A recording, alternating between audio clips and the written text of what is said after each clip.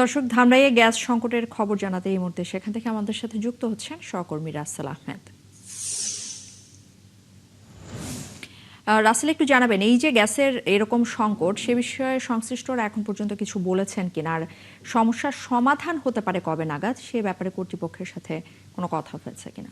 ইশরাত, আপনাকে ধন্যবাদ। আপনি যেমনটা বলছেন যে ধামরাইয়ের যে তীব্র গ্যাস সংকট, সেটি সমস্যা সমাধান হওয়ার কর্তৃপক্ষ কি বলছে, আমি কর্তৃপক্ষের সাথে কথা বলেছিলাম। তারা যেমনটি বলছেন যে ধামরাই উপজেলায় যে গ্যাস সংকট হয়েছে, সেটা যে মূল গ্যাস পাইপলাইনের যে গ্যাস রয়েছে সেটি না থাকার কারণে কিন্তু এই সমস্যা তৈরি হয়েছে। যার ফলে ধামরাইয়ের যে 7টি ফিলিং স্টেশন রয়েছে সেগুলো কোথাও গ্যাস পাচ্ছেন না।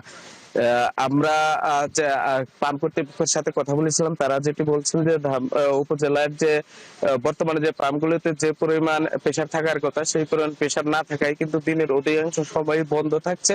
আরেকটা বিষয় জানিয়ে রাখি যে বর্তমানে কিন্তু বিদ্যুতে একটু সমস্যা তৈরি হয়েছে, যে কারণে বিদ্যুৎ না থাকার কারণে কিন্তু ধামরা এই বিভিন্ন সময় গ্যাস সরবরাহ বন্ধ থাকছে। একদিকে গ্যাসের প্রেসার না থাকায় যেমন গ্যাস সরবরাহ করা পারছে না, সেই সাথে বিদ্যুতেও কিন্তু গ্যাসে বিলম্ব তৈরি হচ্ছে।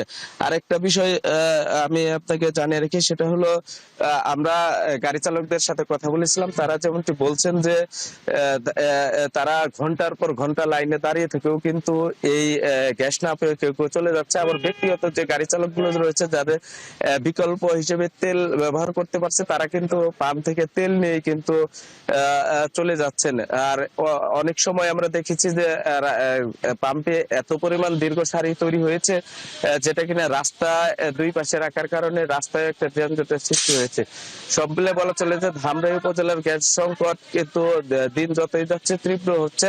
তো আর আরেকটা বিষয় জানে, তারা তিতাস কর্তৃপক্ষ যারা রয়েছেন, তারা আমাদের যেমনটি জানিয়েছেন, তারা বলছেন যে জাতীয় যে সমস্যা সেটি যদি ঠিক হয় তাহলে ধামরাই ঠিক হবে, এমনটি আমাদের জানিয়েছে। ইশরাত।